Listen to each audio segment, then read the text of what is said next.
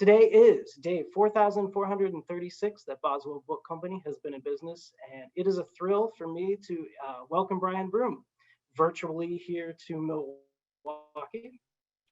So welcome.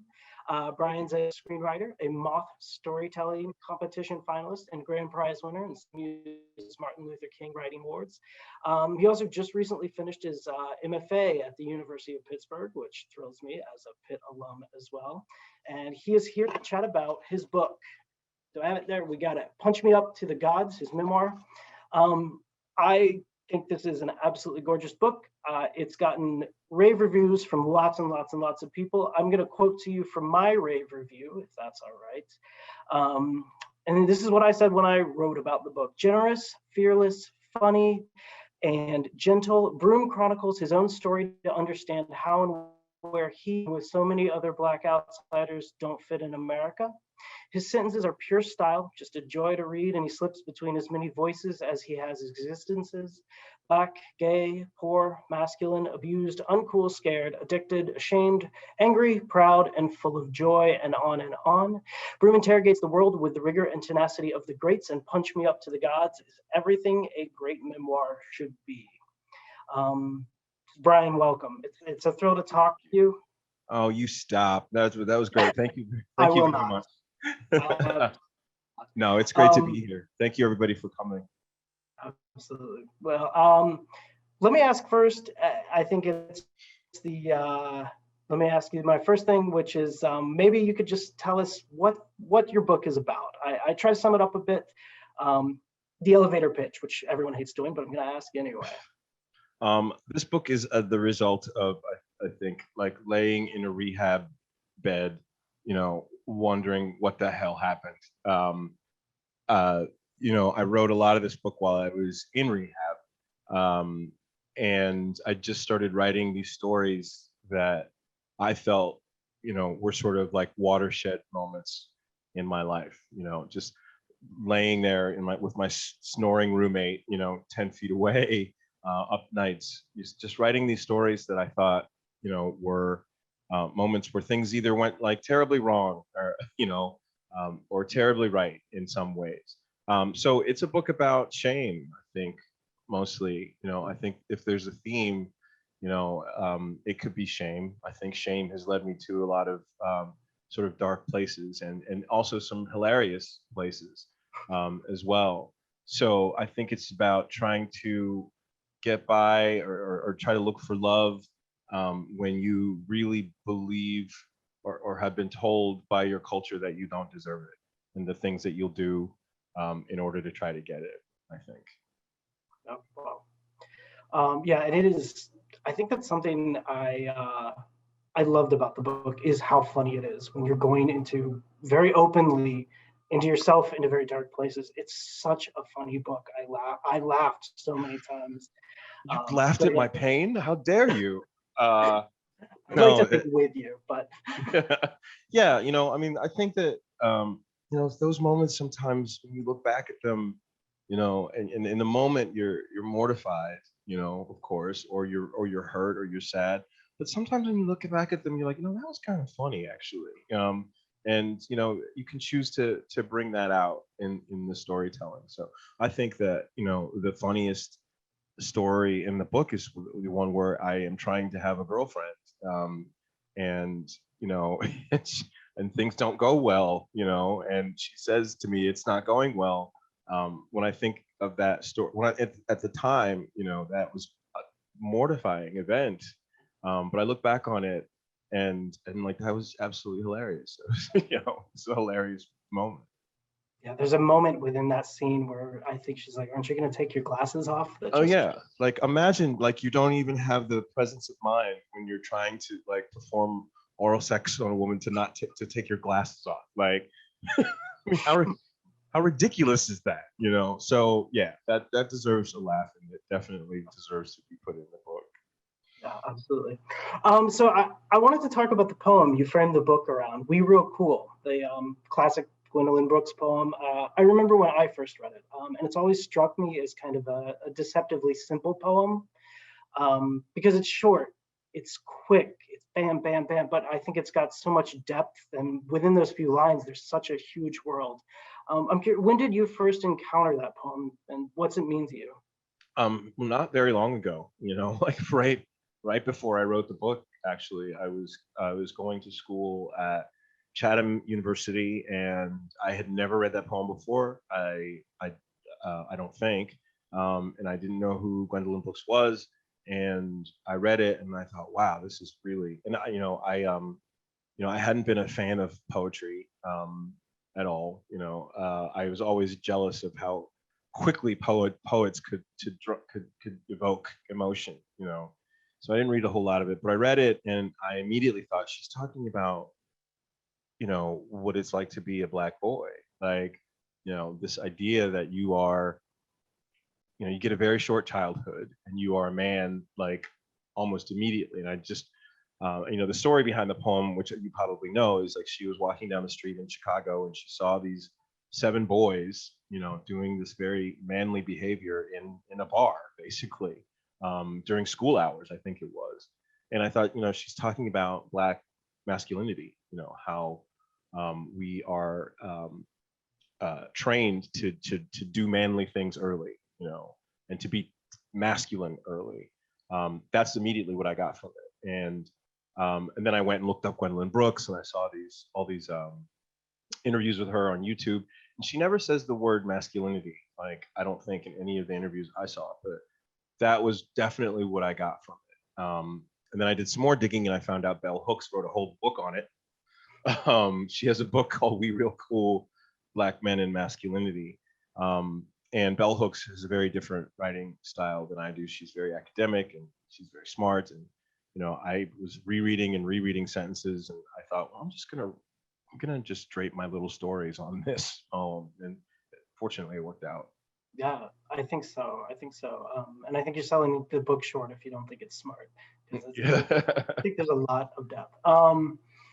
Speaking of other things in the book and draping things on the book, another thing that keeps grabbing me is the title of the book, "Punch Me Up to the Gods." And I think we all go, where'd you get the title? But you read the book, we know where you got this title. I mean, it's something your father offered to do. I will punch you back up to God. Yeah. And that is a visceral, intense image. I mean, even just the imagery of it. But that's an intense thing. How did that become the title of the book? Well, it was kind of like my father's version of, I brought you into this world, I'll take you out, which is something that parents say. I don't know if white parents say that, but Black parents say that, usually as a joke. But I mean, I think my father meant it. It was reworded to be kind of a defiant thing. It's kind of like a challenge, I think. Different people take it different ways. I take it as a challenge. Like, I'm gonna still keep coming back the same way. Just keep punching. I'll keep, I'm still gonna be here. So, yeah, it's kind of like a dare, in a way. And I thought that was a good title, because I think by the end of the book, and by the end of my sort of journey within the book, like I came to a certain place where I did feel like my life wasn't a mistake, that I was allowed to take up space, just as I am. And, for all the punchers out there, give it your best shot. I'm going to try to keep coming back. I'm going to keep giving it my best shot, Yeah, absolutely. I mean, I read it very much with like, my chin is out, Right. Exactly. Absolutely. I love it. And speaking of that, keep coming back. I mean, the book, because this is my craft question, right? But you've made a really gorgeous piece of artwork out of a lot of trauma. I mean, the book. So I'm curious, how did you decide you were ready to write this book? And I think, you touched on it a little when you were talking about it, but how'd you get enough distance as an artist from the events to turn it into art? I still haven't decided that I want to write this book. Like, you know, I'm, that's a difficult question, because I was processing this stuff like as I was writing it. Like I said, it started in rehab, and so I didn't really get distance from it. Like I think as I was writing it, like I was in it, like and it was a form of therapy for me because I decided that I did want to stay sober and I did want to be a better person, um, and so while I was writing it, like I felt everything. I was like reliving these things that I hadn't thought about, that I hadn't thought about in decades, and I believed that those things were keeping me where I was.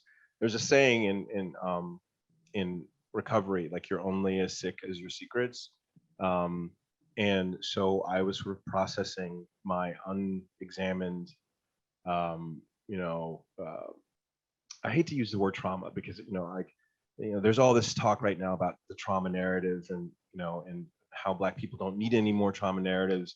And my feeling on that is trauma happens in people's lives and then you overcome it. So I think I hope that people who read the book who maybe felt the way that I did um, growing up and a large part of their adult life sort of take these as cautionary tales for one thing, and also can learn from them and maybe they can see something. So in that way, we sort of get past the trauma part and go on to like the living part. If that No, makes any sense. I feel like I just rambled for 20 minutes. But not at all. Not at all. I mean, I have a couple questions that touches on it. The one I want to ask too is, had you been, you said you started writing, and I know you wrote the book relatively recently. Had you been writing from childhood? Just because to me, throughout the book, your love of language comes through in this book from early ages. There's this moment that struck with me when you've been essentially abandoned because the white parents won't give you a ride home after a dance, right? You're sitting in a parking lot, and there's a paragraph that stuck out to me where you're looking at a flyer, I think it is, skittering across the ground, and latch onto the word skittering. yeah. And I think it's just gorgeous throughout the book. Your love of language really comes through. Um, I mean, was that something you were always thinking about? Was that something you were always thinking about? How do I shape my world with words? Or I always like just loved you know, uh, words, and I loved learning new ones. And I loved, I was the kid who was like using polysyllabic words in like fourth grade because, and all the other kids like hated me because, like I would hear a word on TV and I would like run to the dictionary and like always loved it. My favorite word was archipelago. I love that word. I don't know why. It's just such a great word. But yeah, I was always thinking about it. I was always creating little stories in my head. I was always, my sister gave me a diary. She didn't want when I was a kid. She was like, "Here, I don't want this." And it was like this pink diary, and it had like a little, like a little plastic flower on it, And I was like writing in that thing. And I remember, that my cousin Vincent said, "What are you doing? Like, what are you doing?" And I was like writing, in this diary, and I was like, I'm writing, and he was like, "That's faggy, like stop doing that." And after he said that, and he wasn't the only one. I mean, there were boys around the neighborhood who thought it was weird, and with anything that they thought was weird, it was always that's girly, and you shouldn't be doing it. It wasn't just weird; it was also effeminate. And so I started hiding it, and I would just write in like these notebooks every once in a while. And then eventually I just stopped, and I didn't really start up again until I was like in that rehab bed. I was like, it was like I picked up where I left off in a way. Like I was sitting in the rehab bed, and I was like, there's nothing else to do. Like I'll just write. There's not a whole lot of entertainment in rehab, so don't go if you can avoid it. Um, and so yeah, like I used to write little stories. I used to put on little plays that nobody wanted to see. It was just that I was that kid. I was that all around like weird kid. um, I think it's interesting too. I mean, so much of the book is looking back at that time, and then there's the present. And I want to ask you a couple questions about that time, mainly because um, one big section of the book, you burnt your house down as a kid. How'd that happen? And you had to go into that, didn't you? We don't You have to. know, no, it's fine. You know, poverty is a state that many of us learn to be ashamed of. If you are poor, I mean, when somebody talks about how much somebody is worth, you know, they literally mean that. Like, you know, if money on its own doesn't mean anything at all, you know, but when somebody says he's worth this, like they're talking about your skin, your bones, your brain, your life. And I picked up on that, I think, pretty early. And I wanted to be worth more. I thought my parents were horrible, you know, because they were poor, because that's what, you know, particularly in the 80s, like that was a really materialistic time. And this house was symbolic of that, you know, and in my, you know, fevered pre-adolescent brain, I thought, well, if we get rid of the house, then we'll get rid of poverty. Um, and I could have, like, I probably could have stopped the fire, but I didn't want to, you know. And my sister was scared shitless, and I was kind of glad that she was scared because she didn't do anything, you know, to stop it. So yeah, you know, my mother found out that I was responsible for it. We talked about it finally, you know, just recently. Um, and You know, of course, this was a million years ago. Um, but yeah, I thought that I was getting rid of something shameful and something better was going to come because I got rid of the shameful thing, you know.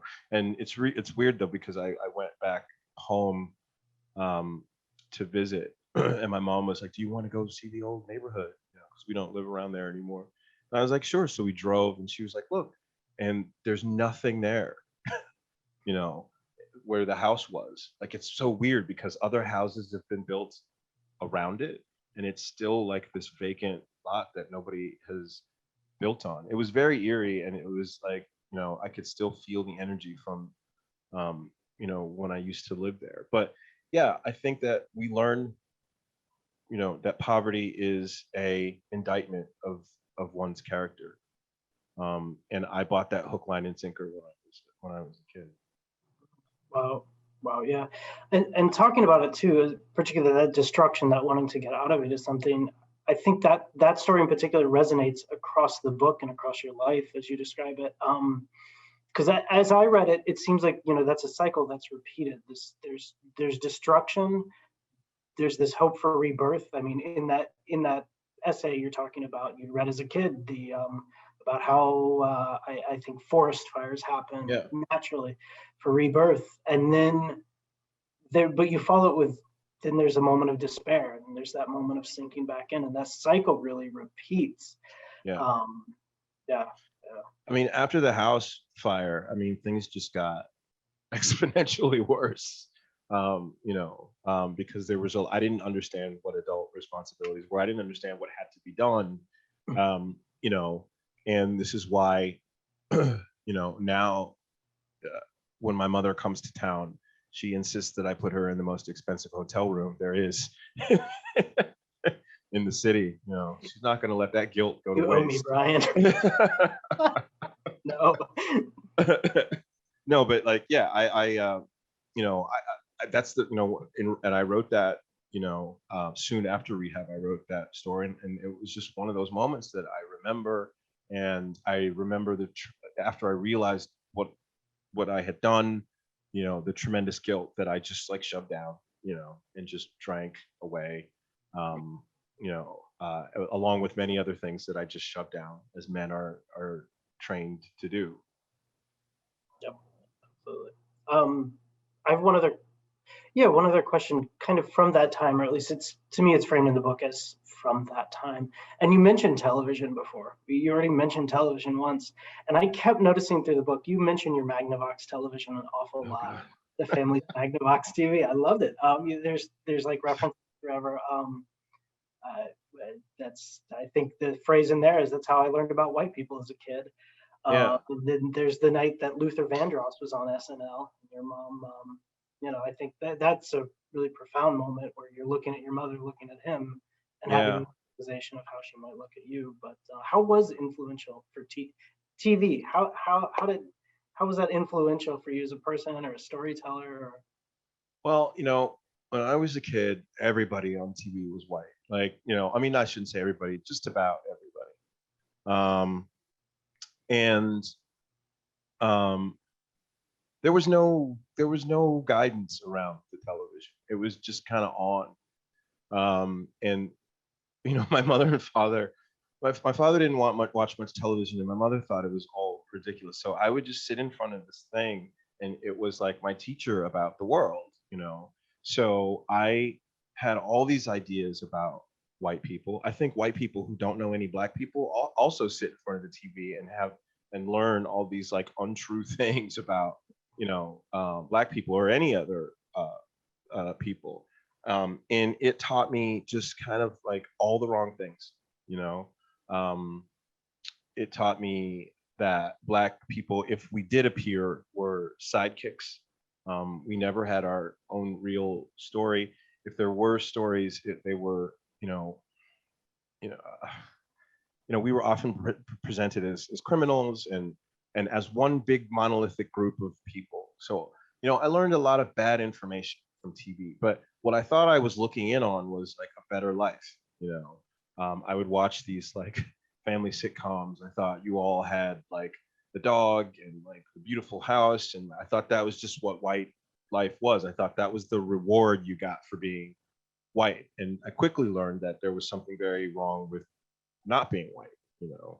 I didn't know I was learning this. If you had asked me at the time, I wouldn't have said like that's what I was learning, but I was learning it tacitly. And I think that just being knee deep in television all the time, really, really, representation matters. I mean, people say that now. I didn't have any then, and I was learning all kinds of awful things about myself and about black people, and untrue things about white people. Television is a cleaned up version of what life really is for anybody. But I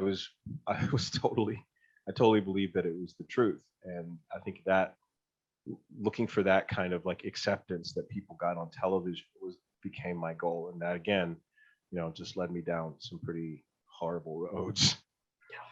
yeah, I mean, yeah, well, I don't mind admitting, as a white dude, yeah, I see where you're coming from for sure, and like because I remember watching TV in the early '90s as a kid and going, "Oh, that's how it's supposed to be," or whatever. And it wasn't until I was in my late teens, early 20s, watching the Chappelle Show when I was like, and that introduced me to this new world of black comedy, and I was like, "There's this whole world out there. Wow." Yeah. Tell Like, TV. I try to even limit my TV nowadays, except for like if it like it's really ridiculous, like Bridgerton. I love that shit. Because whatever you're watching, you are kind of learning something. I was learning morals and values that did not serve me as a human being. So that Magnavox, as beautiful as it was an instrument of the devil in my house, and it was huge, Chris. It was huge. They don't make them like that anymore. no. No, you had the whole neighborhood have to move one of those things. Oh yeah, we all sat in front of it. Like it was awesome. It's like it sat on the floor like the Titanic. It took up so much room in the house. Like but and I think that because of how big it was too, that was also, it had a commanding presence, and I was just sat in front of it all the time, like wanting things. It made me want things. It made me want things that my parents couldn't afford, and when they couldn't afford it, I would judge them for it. It was a horrible cycle. Oh yeah. So you moved to Pittsburgh, and there's now. you're there. You're there. Yeah. I love Pittsburgh. I Yeah, it's absolutely great. love Pittsburgh. I love the moment in the book too, early on, when you're like, I have to get out of Warren, Ohio. I have to get out of Ohio, which to me is anyone in Ohio saying at some point to themselves, I have to get out of Ohio. I won't But tell no, anybody. there's a moment in the book where you said, I'll go to New York City, or if I can't make it that far, I'll go to Pittsburgh. How different can they really be? Yeah. Which, having lived in Pittsburgh, they're different. Yeah. But for you, why Pittsburgh originally, and what's kept you there? Why Pittsburgh originally? Because I was in the marching band as a kid. I was in the high school marching band. I know it's super cool. I was in the marching band and I played the trombone. And one year, I think when I was a freshman or a sophomore, when our marching band got to come to Pittsburgh and march in a real Steelers game. I don't know what the stadium was called back then. Now it's Three River Stadium, but it was called something else back then. And it was my first time in like a larger city. And we came to Pittsburgh on the bus, and we marched in this thing at the stadium. And I was just looking around like, wow, the buildings were tall. Again, it's not New York City, it's Pittsburgh, right? But I remember just being like, this is so big, and look at all these different kinds of people. And so when I decided like I have to get out of Warren, Ohio, I didn't know anything. I was like, Pittsburgh, that's the only, it's like the shining beacon up on the hill. So that's why I came, and why I stay. Pittsburgh is a tough town. Like, you lived here. It's a beautiful city. I love it here. It's also very segregated. There are also lots of race problems here. Why I stay is because I'm very lucky to have a lot of people in my life that I love here now. It's looking like I might have to leave if I want to actually find work, but that's fine. I think it might be time. If that's the case, then that's what's going to happen. But I stay here because it's my home. There are people that I love right here. Absolutely, yeah. Can I ask you a question? Of course. Where did you hang out when you lived here? So I was a barfly, and my follow-up Pittsburgh question is, so I was a barfly, so I spent all my time in the squirrel cage. Oh, I'm not allowed in there. I'm not allowed in there. It was I moved there for graduate school. I moved there to go to Pitt, and so that's where all the guys I knew were hanging out. So that's and there was Bob with the big beard. Do you remember Bob? Yeah. Oh yeah. All right. I just wanted to make sure you were for real about living. Yep. I was there, and then I lived in Upper Lawrenceville before it was what it is now, and so I hung out at Remedy. Yes.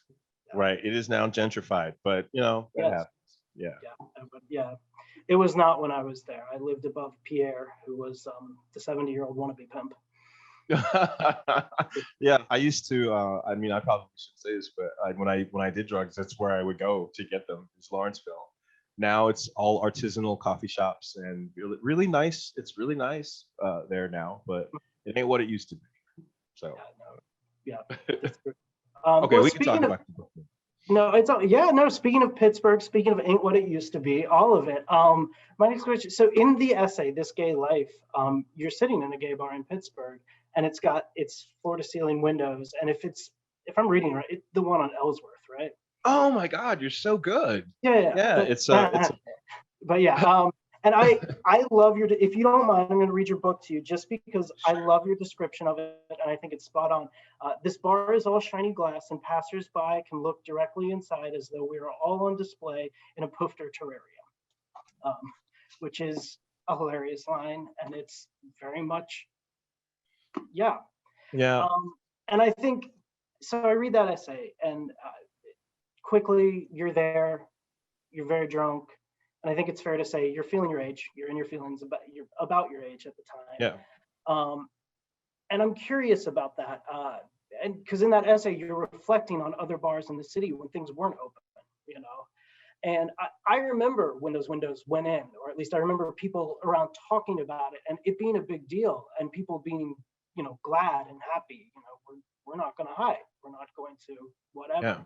And I'm really curious, reading that essay, I just have to know, what did you think when those windows went Oh boy. I don't, oh man, when those windows went, I remember all the talk about it too. Just for context, we're talking about a bar that I write about in the book, and it used to be made of just entirely glass block. Like you couldn't see in, you could see shapes or whatever, but you couldn't, and you definitely couldn't see out. And I don't know how many years ago it was now.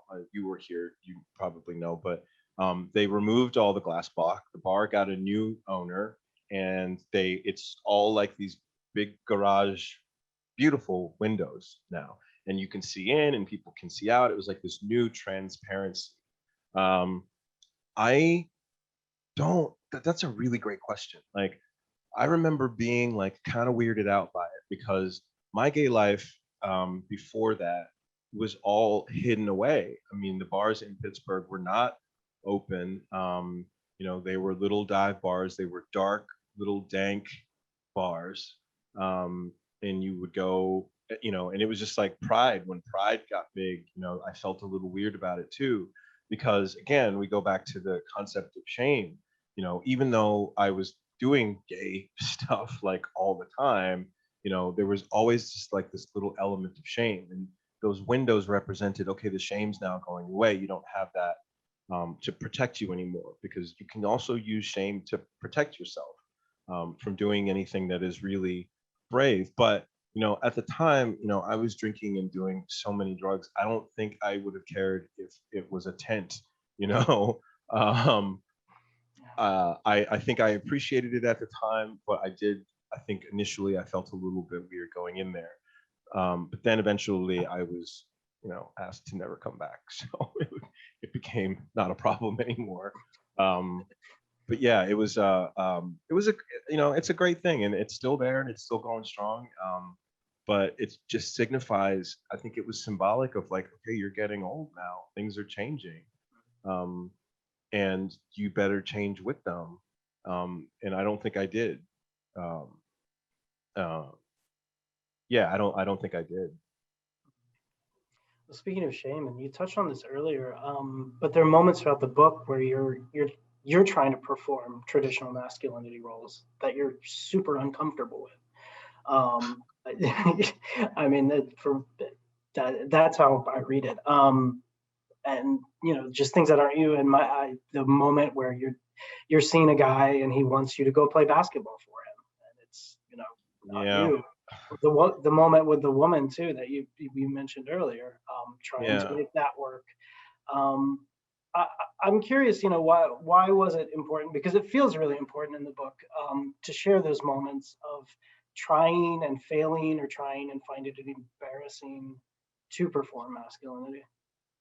Um, I mean, masculinity is such a weird concept. It's so constructed. It doesn't mean anything. And the fact that we gender these specific behaviors is weird to me.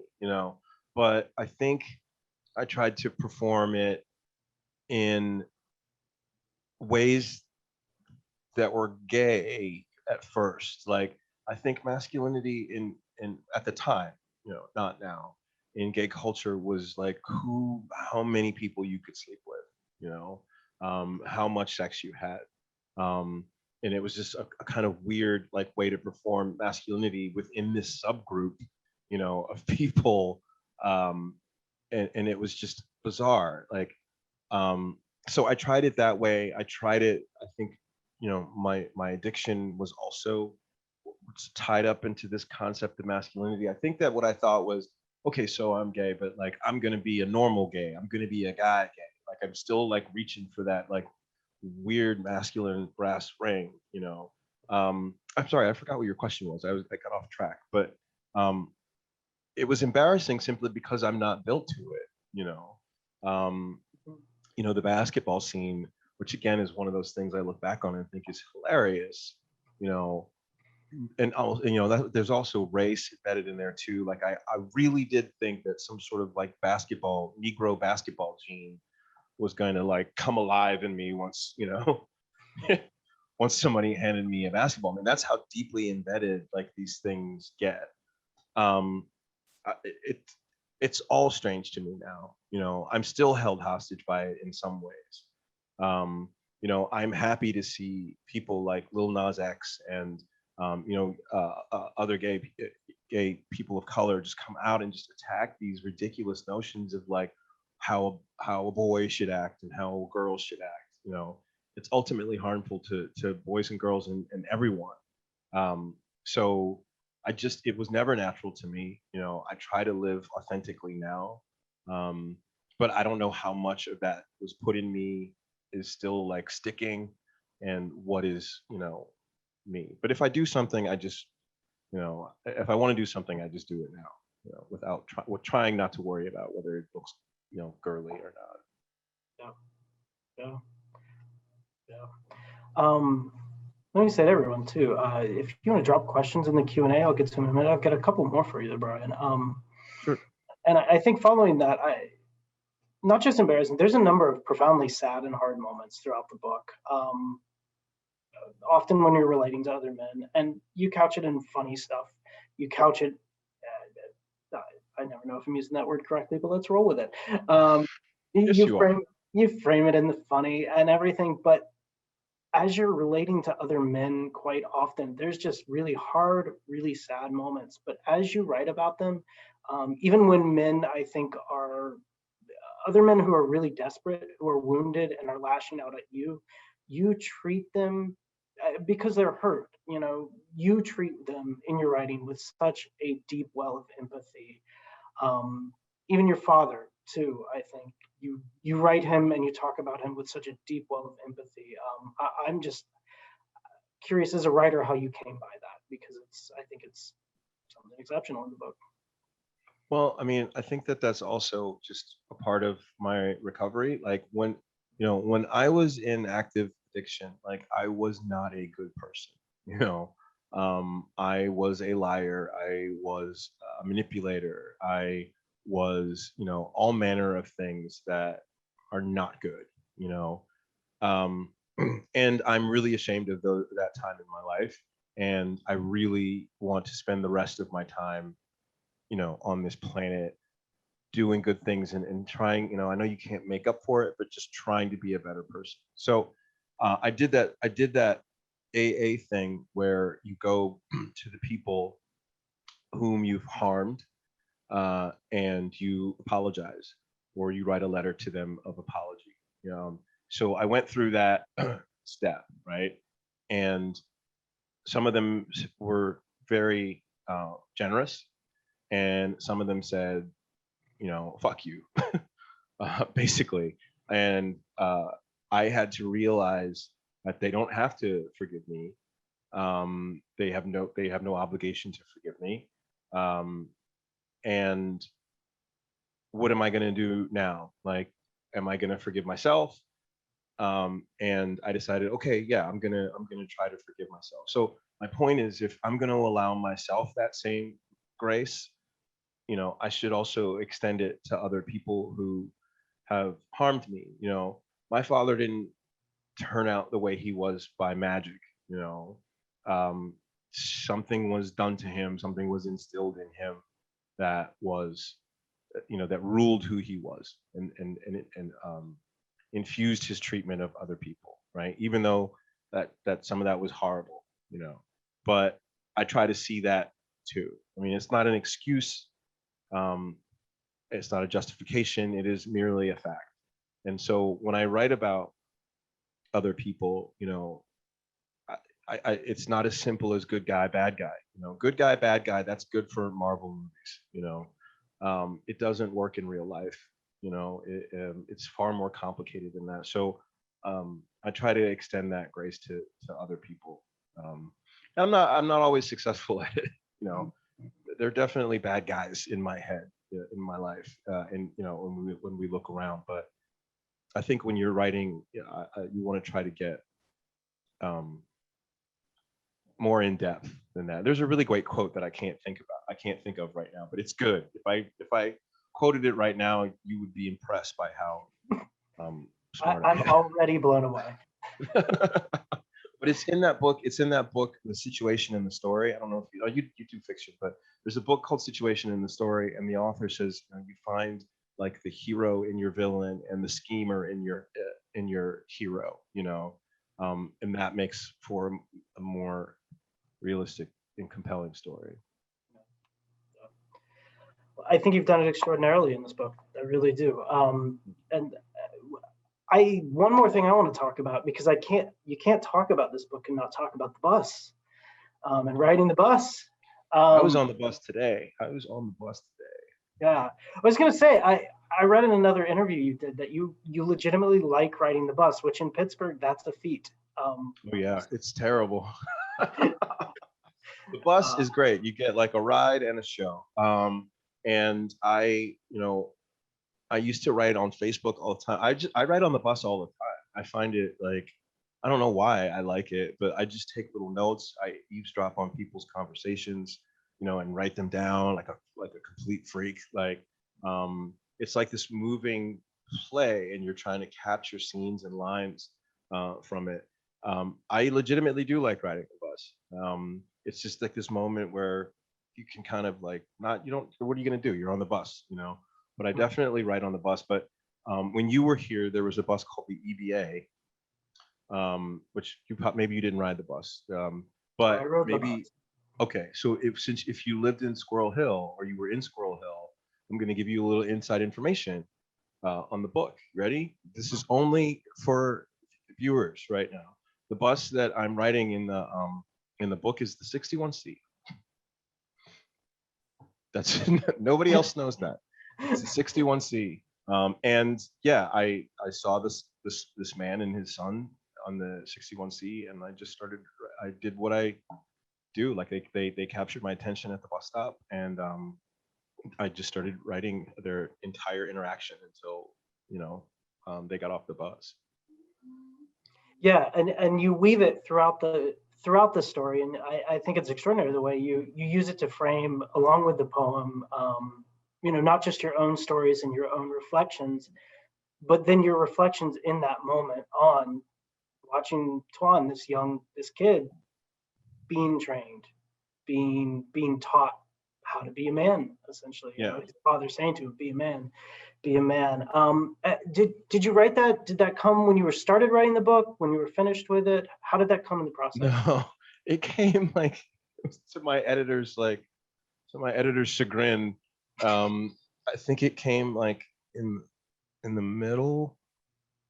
I can't remember. I know that at one point I think I said, I got to get this in there somehow, and they were like, okay, well, how, and I started putting it in there, and then I was originally gonna just write all about what was happening on the bus, but my editor was like, stick to your notes about what happened between the man and his son, even if they're really short, just stick to that, because I think this is working, and I think it worked.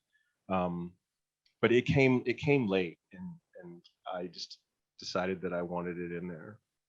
So you get like this braid within a braid within a braid. Like I'm a slave to the braid. I'll second it. It works. It works. For what that's worth. I've got one more question, and it's about how you end the book. And I'm not gonna tell everyone the ending, although it's a memoir. I feel like there's no twist murder, right? Yeah, I'm here, everybody.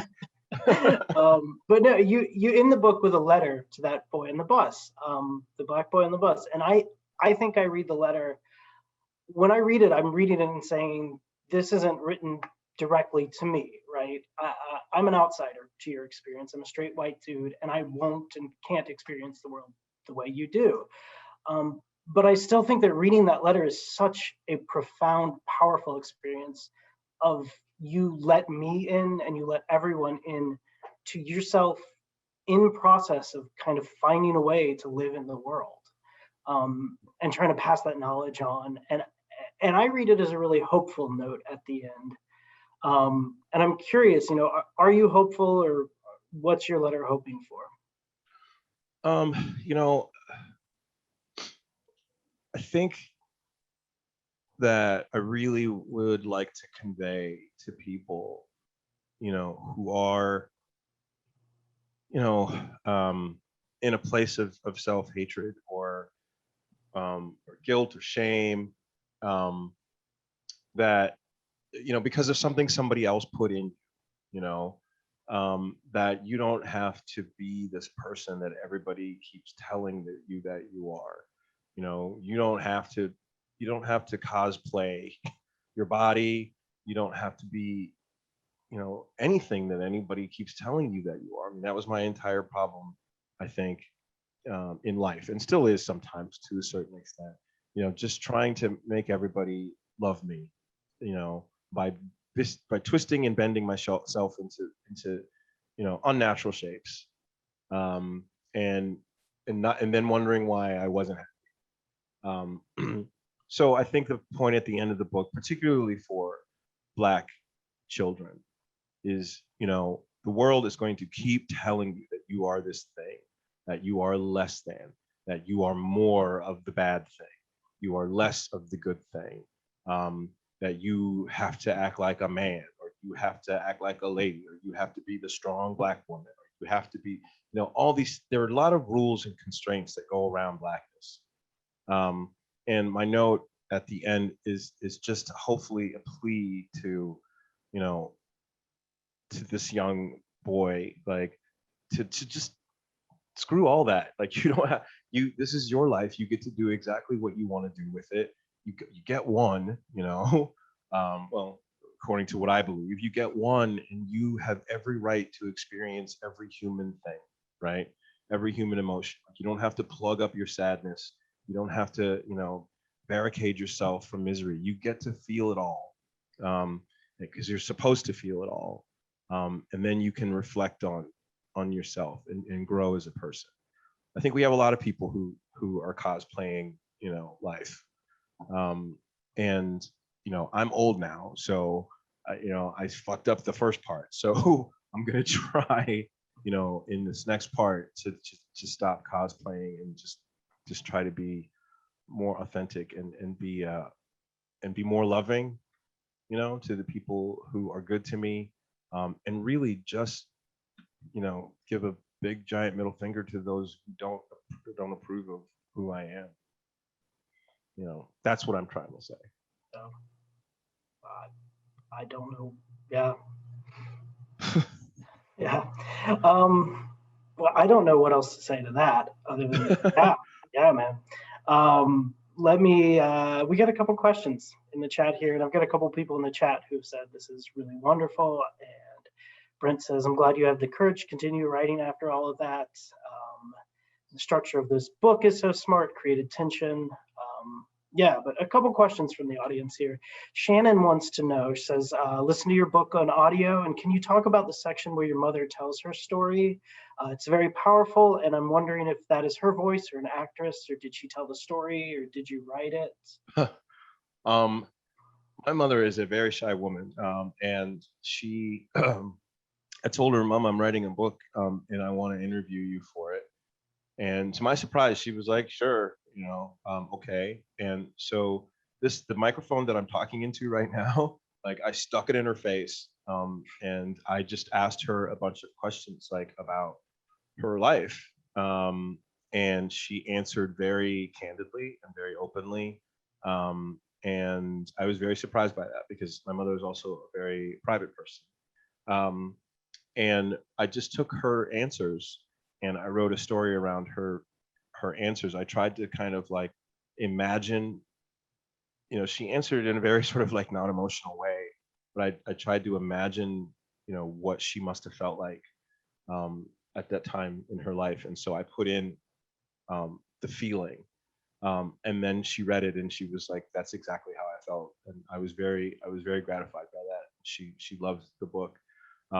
But yeah, it comes from an interview with my mom. A lot of those words are her words, some of them are mine. So it's like this mix of, me and my mom, which, I think is really beautiful. As for the audiobook, that is not my mom. That is a very wonderful actress named Robin Miles, who is incredibly talented. I think she won like an award last year, but, then the rest of it is me. learning how to do an audiobook for the first Very cool. I think it's very cool in the book too. That book, as I remember that story, or your mother speaking is coupled with the Luther Vandross story, and how the two different views, just a writer wonk perspective. It's a very cool dual perspective trick. So Thank you. Absolutely. I learned it all from Pitt. No. That's what we'll tell them. Yeah. So another question here. Todd Wellman wants to know: is there a role for intervention in the harmful making of boys and men? When is it, or maybe what I'm paraphrasing here, but when is it, or what's the line between respecting privacy of others, minding your business, or what's needed to undo those kind of myths? That's a big question. I mean, the only answer is that I don't know. I think the conversation around these things is just beginning. I can't tell somebody how to raise their kid, and I think that if in terms of like masculinity stuff, I mean, men hold on to it like a teddy bear, like it is protective. And so it's not going to be anything that goes away. I'm talking about the more harmful aspects of masculinity. Masculinity itself is not a problem, but it doesn't belong to men.